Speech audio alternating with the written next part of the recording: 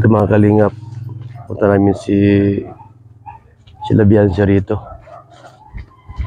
Dahil yung papa niya po ay meron na pong motor, tricycle. Tapos si Jancy po may scooter na po. So bili lang kaming mga papers para po magkaroon ng student license from LTO. Tara mga kalingap, darating dito sila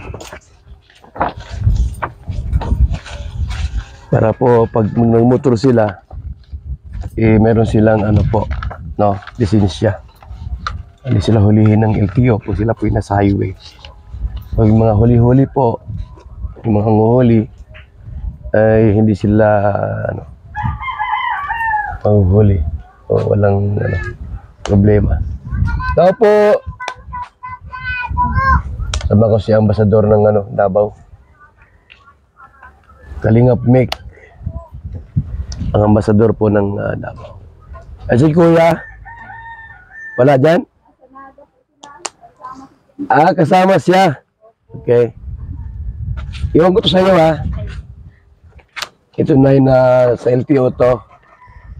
Di ba may motor na kayo? Nasaan yung ginirahe? Ano po, nakay Kuya Rab pa po. Hindi pa ba? Akala ko dito. Pinilala. Opo. Dadalhin daw po dito kung pagpunta na lang. Okay, ito ha. Pirma lang dito. Dito pala oh. Pasok po. Bilang first name. Dito ang pirma niya. Boss. Pangalan muna. Pangalan niya. Boss, pipirmahan niya. Ito naman kabila. Ito yung kay Beyonce. Parental consent kasi minor de edad. Pipirma siya dito. Yung papa. Yung asawa mo. Ha? Tapos dito rin sa asawa mo. Sa asawa mo. Meron ba siyang yung sa certificate ng Philippine Statistics PSA? Certificate niya. Kapag yun ang PSA yung Agency po. Yung sa Mister mo meron din? Ano po, birth certificate? Oo nga, pero ano ng PSA? Hindi. Ano pa talaga yan sa PSA? Eh sana sinabi ko na kanina. Kung may text mo. Kung nandun pa po. Kung wala, di kailangan namin yun. Kami na ang kukuha ko sakali. Ha? Iwan ko na ito dito kasi wala naman sila. Kailan sila umalis? Kanina pong mga alas 7. Sinundo ni Doc Lab sa hanggang kay Dara. Sa Legazpi yun. So yung kasama nila? Si Dara po, si Rosan. Si Rosan, si Carla kasama. Beyonce, Rosan, Carla, at si Dara. Apat. So, ang kasama sa Legazpi, sino-sino kaya? Kasama ba si Kalingap Rob doon? Opo. So, yung Iwan ko po kung kasi may mga dalang gamit si Jancy ay parang diretso po siya ng ng Legazpi. Legazpi ata yun.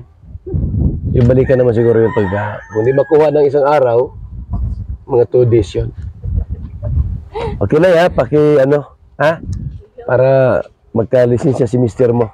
Ay, sige po. No? Kasi may motor na eh. Salamat po kuya. May tricycle. Para kumpleto ang package. May lisensya na pati. So okay na po mga kalingap. Yan tayo. So mahalaga po ang lisensya sa isang nagmamaniho. Dahil pagka wala pong lisensya po, ang tawag diyan ay kolorom. Ay hindi. Sino ang tawag sa walang license na nagmamaniho? Driving without license ang natuloy. Hindi man kolorom. Kolorom na kuya. Kolorom yung motor. Hindi, kahit siya. Kasi kolorom yan dahil wala siyang lisensya. Kolorom pa rin yun. So mahalaga ang lisensya. May punishment pa rin yan kasi driving without license. So, Pag magka-problema, siya makasagi o siya masagyan, walang laban. walang laban. Kasi walang lisensya. Wala siyang authority. Walang karapatan po na magmaniho. So, ang kalinga po, binigyan natin ng motor, pati lisensya. Napakaganda talaga ng kaligod. Tutulungan natin na magkalisensya. package deal na. Nandiyan Package deal.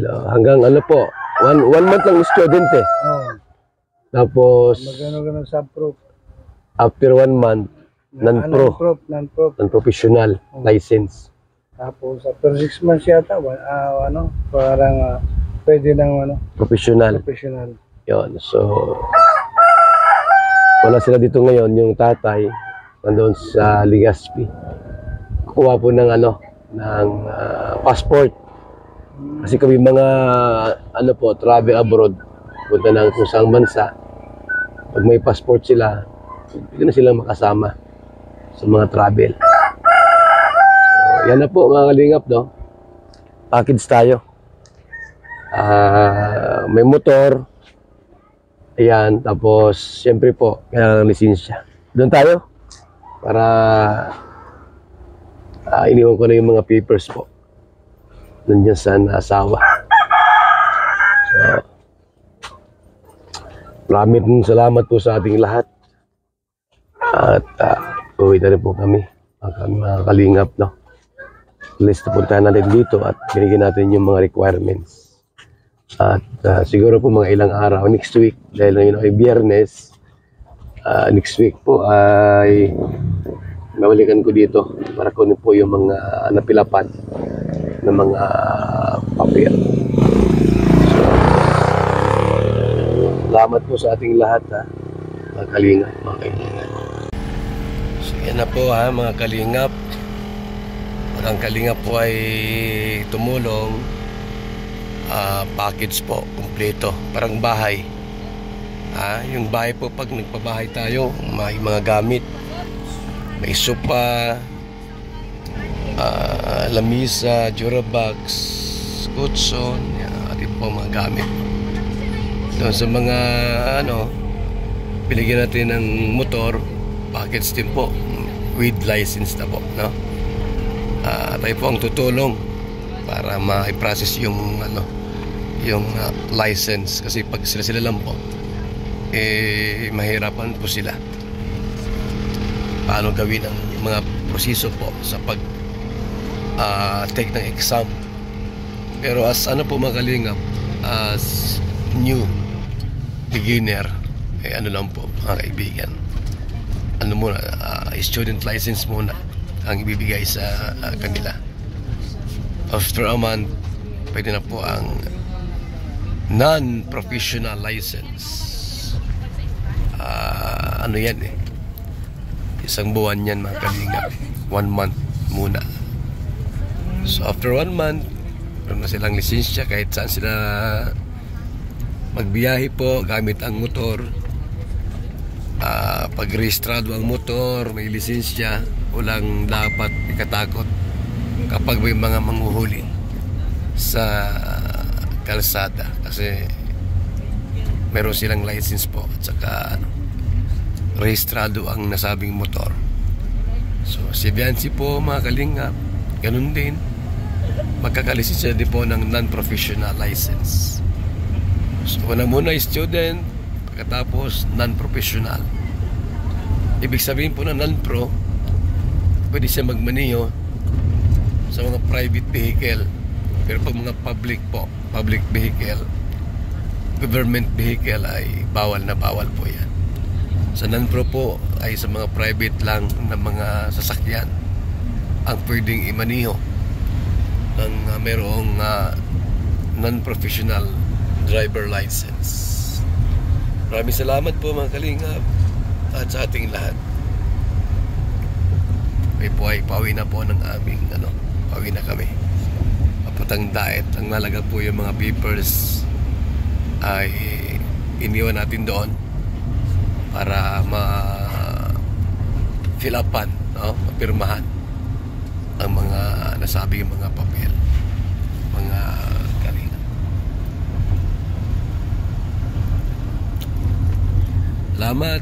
Huwag niyo po kalimutang i-subscribe ang ating channel, Val Santos Matuba. Ating gwapong kasama rito, JP Alibio.